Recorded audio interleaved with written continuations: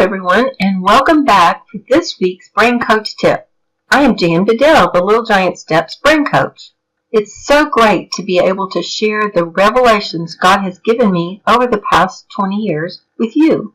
I have walked with many different families as they incorporate the help of the Neurodevelopmental approach to see life-changing results.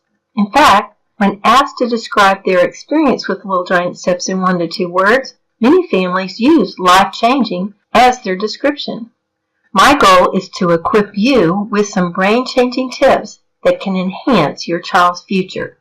I'd like to ask you to do a favor for someone. It might even end up being someone you don't even know.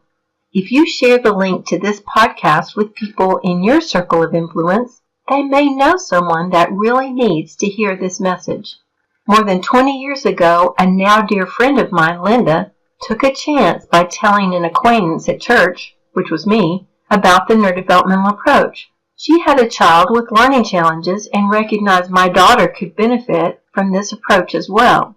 You know, the need for intervention for a child is not an easy subject to bring up to someone you don't really know well. But I will be forever grateful that she took the risk because it changed my daughter's life and put me on the path to be here to bring this encouragement to others. You just never know when you might be the link God wants to use so another family can get the help they're praying for, especially if they're dealing with ADD or ADHD type symptoms, which is our subject for today. I'm so glad you could join me today to learn about a drug-free solution to ADD and ADHD. As I said, my name is Jan Bedell, and if you want to find out a little more about my journey, you can listen to podcast number 1. This will give you some background as to my personal story and learn a little of the experience I have with working with others.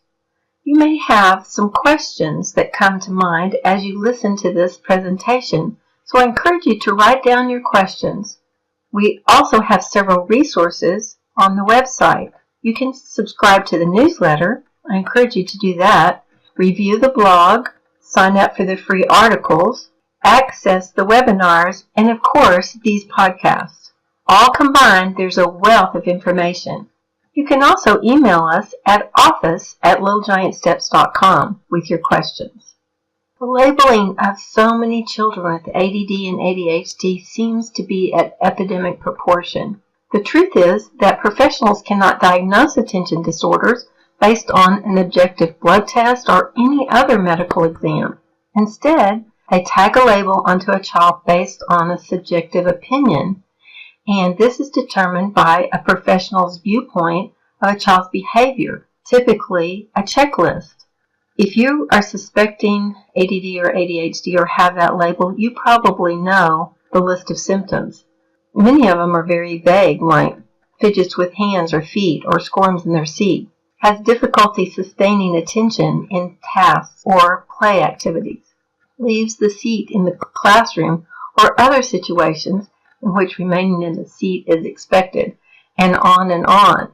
If you're interested, I'll put this checklist that I came up with from the internet on the handout with the other information that I'm going to leave you in that handout. The statistics are really rather staggering. 6.4 million children between the ages of 4 and 17 are diagnosed with ADD and ADHD, according to the Center for Disease Control. This number is up 42% in the last 8 years. I'd like to introduce you to Michelle Thompson.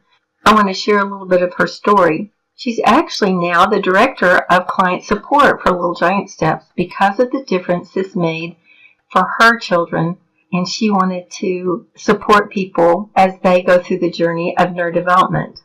Michelle and her 14-year-old son, Aaron, came to me several years ago for a neurodevelopmental evaluation. I want to share some of her story as she sent it to me. She says, "My son Aaron started kindergarten at age 5.5. He seemed to do well the first half of the year, but I became critically ill with a heart condition the end of November and had open heart surgery in mid-February. In January, Aaron's teachers began sending notes home because they were concerned. Aaron was all of a sudden having trouble paying attention in class.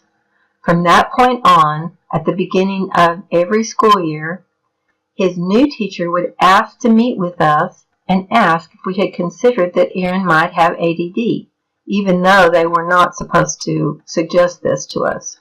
When Aaron started the 3rd grade, he began coming home with tons of homework because he wasn't getting his work done in school. This was when life really got hard because Aaron would take hours and hours to complete 1 page of handwriting or 1 sheet of math drill. We were both miserable, and trying to get him to pay attention, having to be on his case all the time, really began to change our relationship. Aaron had always been a very obedient child, and we ran a tight ship in our home, but we could not get him to stay on task when it came to academics. If we put him in front of the TV or a video game, whole different story, he would play for hours. When we did finally give in and have him tested, he was diagnosed with ADD. They prescribed Ritalin. It took a while to get the dose right. They started him on a low dose, and we had to go back for checkups every few months and increase the dose until we got it right. Then, when he started puberty, we had to change the dose again, and we went to an extended release, which seemed to work much better. We wondered if Aaron would have to take Ritalin the rest of his life, and we were a little concerned about the long-term side effects of this drug. There were a couple of instances when Aaron was between 10 and 12 years old when we thought he might have had hallucinations. Very scary. Does any of that sound familiar to you? I'm going to tell the rest of Aaron's story a little bit later, but I want to go into some of the diagnosis that happens. Being diagnosed with ADD and ADHD by healthcare professionals, they typically believe that drug treatment is the best solution for the child if they have 6 or more of those items on the ADD or ADHD checklist. Another shocking reality is that most of these same physicians will fail to test for a medical condition that may be causing these symptoms. We're going to go into several of the causes that might be a problem, and we have so many of these actually that it's going to take us a couple of weeks to do this. So we'll cover some of these this week and some next week. If you've listened to any of our other podcasts, you'll know that our organization does not like labels. We actually have a motto, say no to labels and yes to hope, because looking for and discovering the root cause of the symptoms that cause them to have the labels makes all the difference in the world. So let's first talk about some metabolic reasons why someone may have some of these symptoms that are on the list. There's a medical doctor named Dr. Marianne Block, who's in the Dallas-Fort Worth area, that you may want to familiarize yourself with. She discusses several medical conditions that can cause the ADD or ADHD symptoms. She's the author of the book No More Ritalin, Treating ADHD Without Drugs. Sometimes a simple change in diet can eliminate the problems. In my experience, the biggest culprits are sugar, gluten, artificial colors, artificial sweeteners, and dyes, especially red dye number 40. That is in many of the foods like hot dogs and ketchup and things like that. I even heard the other day that there's often red dye in salmon because it's not quite pink enough. Sells better, I guess, when it has dye in it. But this can be very reactive to a person's metabolic or their chemistry, especially children that are sensitive to it. Allergies can actually be a huge cause of metabolic issues. You may have observed dark circles under your child's eyes. You might have headaches, stomach aches, or congestion. But did you know that allergies and food sensitivities can cause anger, hostility, distractibility, fatigue, learning problems, and even uncontrollable behaviors? It's true. Another thing that might cause metabolic issues is hypoglycemia, or low blood sugar. If there's too little glucose in the bloodstream and the brain is not getting enough to work properly, Then the body releases a chemical to prevent a coma. A child can be calmly sitting at a desk doing work when suddenly he or she feels this fight or flight energy surge. The chemical released to raise the blood sugar is adrenaline, which causes pupils to dilate, their heart rate to increase, and the child to become agitated, aggressive, and maybe even angry. Like I mentioned, there's several other metabolic things that we're going to go into, but I just wanted to give you a little bit of taste for that this time because I want to talk about all the different causes. And one of the causes is stress. Trauma or stress at any age, whether it's perceived or real, can cause the release of chemicals called cortisol. That destroys new nerve growth and can cause a student to forget what he or she has learned. So they know it, and then they get this chemical wash, and then they don't know it anymore. These types of reactions are okay in a moment of danger, this adrenaline rush, but chronic stress is detrimental and can cause symptoms of ADD and ADHD.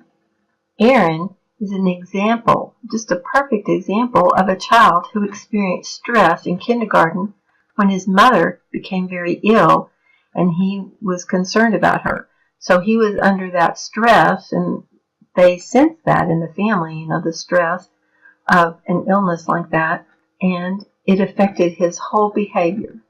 If your child has hypersensitivities to touch, taste, smell, hearing, visually, this can result in long-term stress. It's just a constant stress on the body. The body remains on alert, and the senses are hypersensitive to everything in the environment.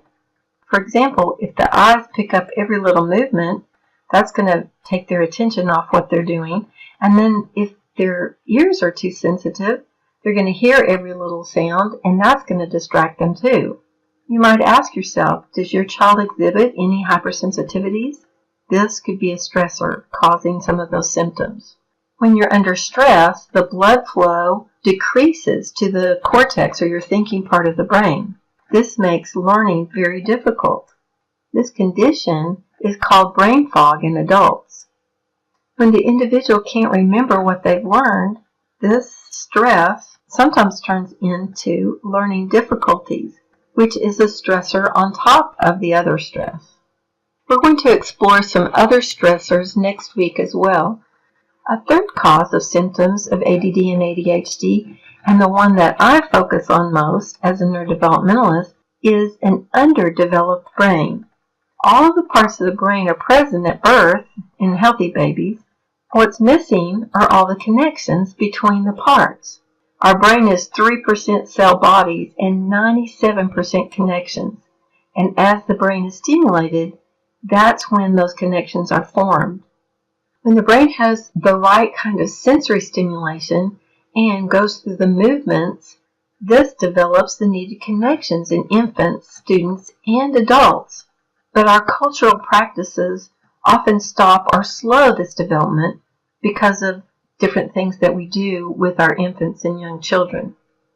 Just as an infant has an underdeveloped brain, individuals with attention deficit often have underdeveloped and disorganized brains. Have you ever thought about comparing a hyperactive child with an active toddler? When a person is stuck in development, their actions are often like that of a younger child. This doesn't have anything to do with the label. It's just a matter of the brain not being organized so that it can do organized behavior. If you think about it, infants are not good at maintaining attention and concentrating on a specific task or controlling their impulses due to the fact that the connections between parts of the brain, especially that frontal lobe, the thinking part, those have not developed.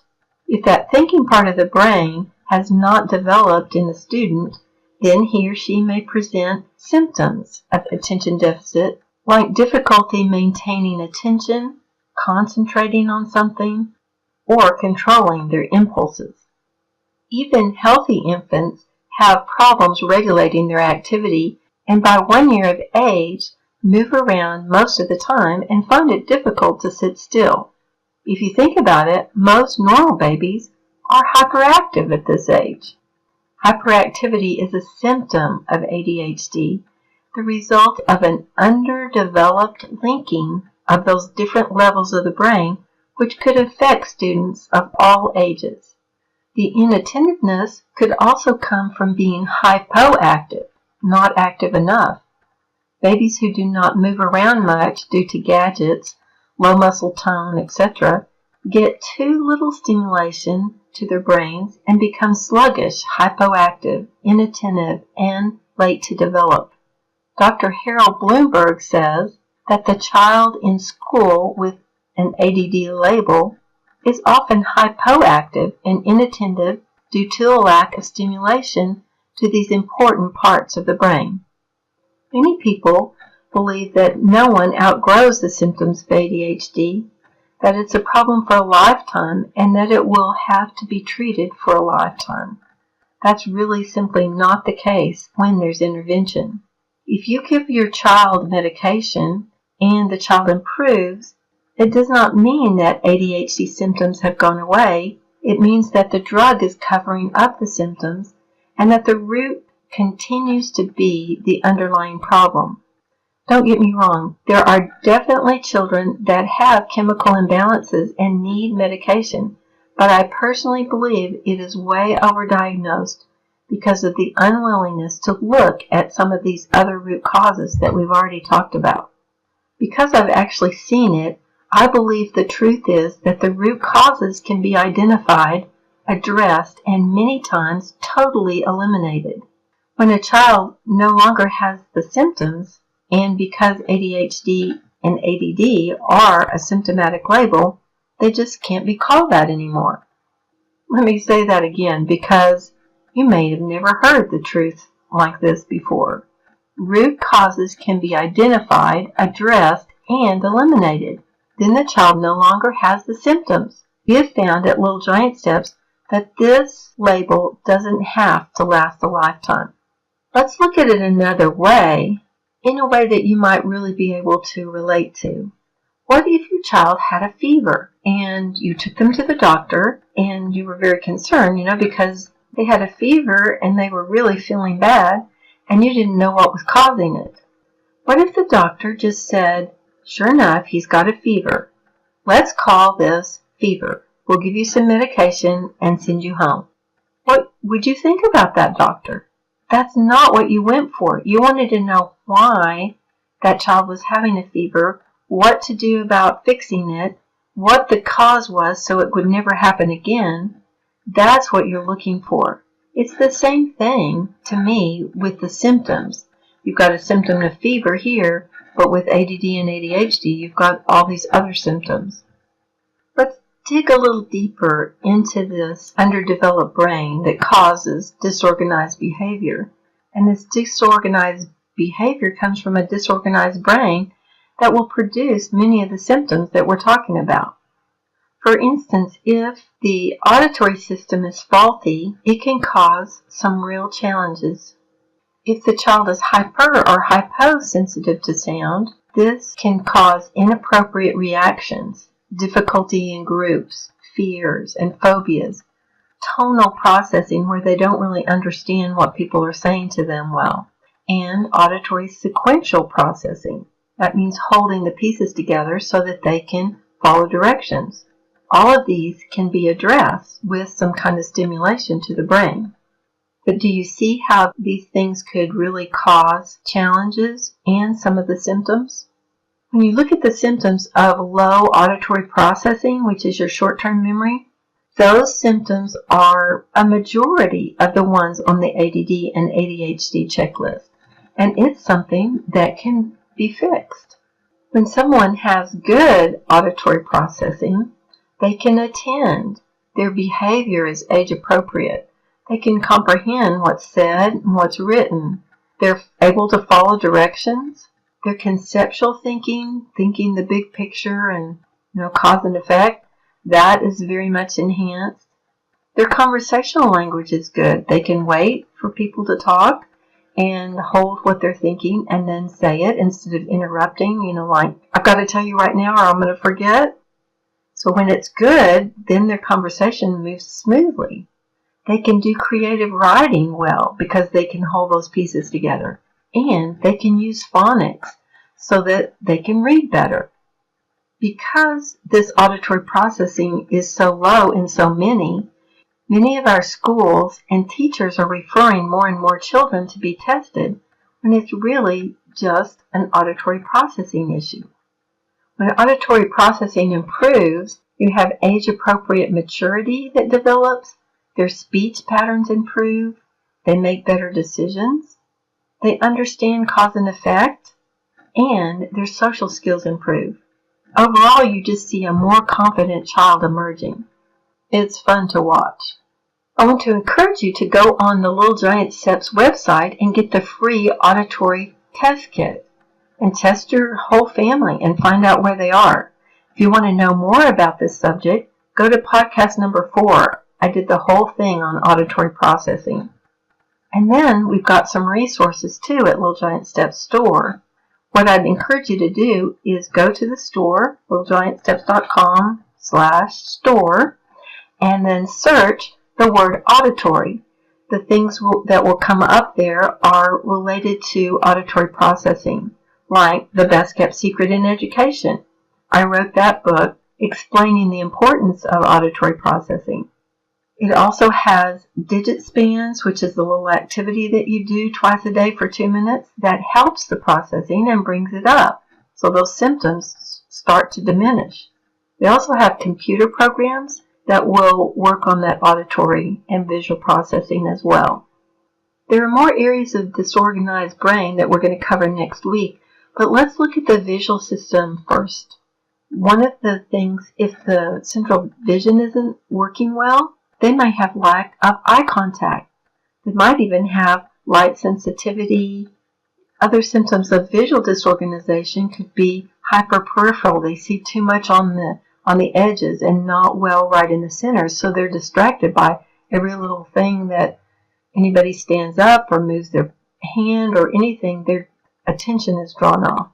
They could have reading problems, skip words, skip lines, or reverse letters when things aren't working well with their visual system.